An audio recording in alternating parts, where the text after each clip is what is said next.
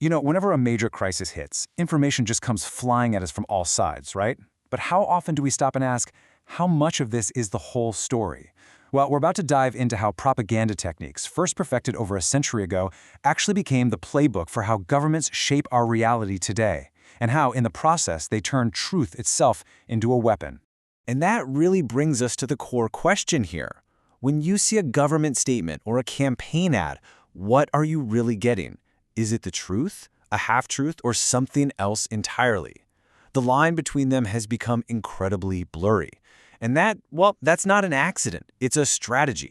You see, geopolitics has always been about more than just the clash of armies or economies. It's always been a battle of narratives, a fight to control the story. Real power isn't just about what you can do, it's about what you can make people believe. And that feeling of information overload, of trying to sort fact from fiction, it's not a new thing. In the world of geopolitics, truth is rarely served up raw.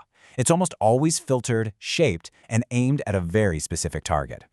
To really get a handle on how this works today, we actually have to go back to where the modern rulebook was written. And that place is World War I. This wasn't just the first modern industrial-scale war. It was the birthplace of modern, state-level strategic messaging. Governments were facing this completely unprecedented challenge. How do you get entire populations on board with a brutal, long and bloody conflict? Their solution? Well, it became the blueprint for the next 100 years. The context here is just absolutely everything. We're talking 1914 to 1918. Governments had to justify unimaginable loss and sacrifice. They couldn't just issue orders and expect people to follow. They had to win over hearts and minds. They literally had to sell the war. And that required a whole new kind of warfare, information warfare. So here's the playbook they developed. First thing you do, you simplify the message. You take these complex geopolitical rivalries and you boil them down to simple patriotism, us versus them. Next, you obscure the grim reality. You hide the true horror of the trenches. But the key here, and this is so important, is that they weren't always just outright lying. They were presenting a carefully selected, curated version of the truth, all for one purpose, to keep the war machine going. Okay, so let's fast forward 100 years.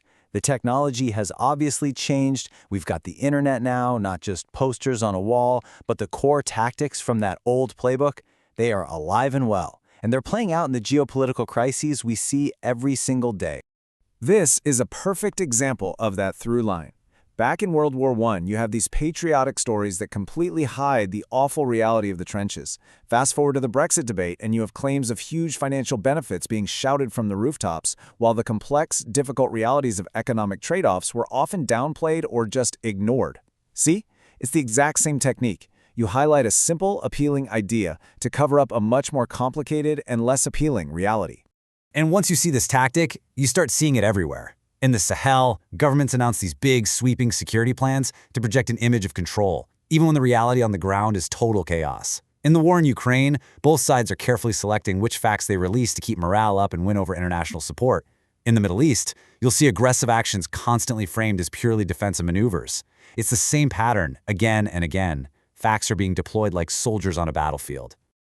So what's the common thread here, connecting everything from 1914 to today? It's the mastery of the half-truth. And you have to understand, a well-crafted half-truth is always, always more powerful than a blatant lie. This all falls under a bigger idea we can call strategic storytelling.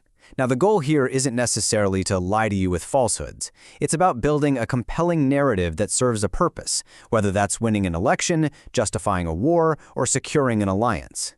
It's all about making your version of the story the one that sticks. And the number one tool for this is the weaponized half-truth. Now here's the key. Its power comes from the fact that it's rooted in something real. It might be a real statistic but without any context, a real quote but it's been trimmed, a single true fact that conveniently ignores 10 other facts that point in the opposite direction.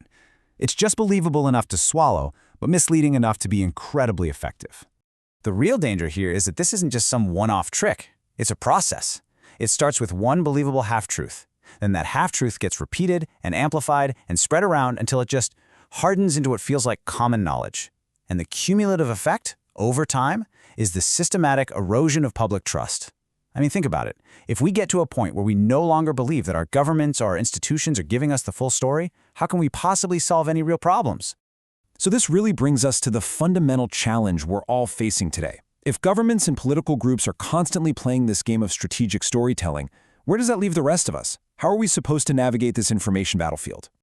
So, if there's one thing to take away from all this, it's this. What we call fake news or disinformation today, it's not actually new. It's just the digital evolution of a playbook that's a century old. The goal is the exact same as it was in 1914, to tell a strategic story that serves a specific agenda, often by sacrificing the whole truth to do it. And that really leaves us with a final and pretty tough question. If we recognize that we're living in a world of competing, strategically crafted narratives, what does it actually take to find the real story? How do we as individuals get past all the half-truths to find something that actually resembles the whole truth? That's the challenge for all of us.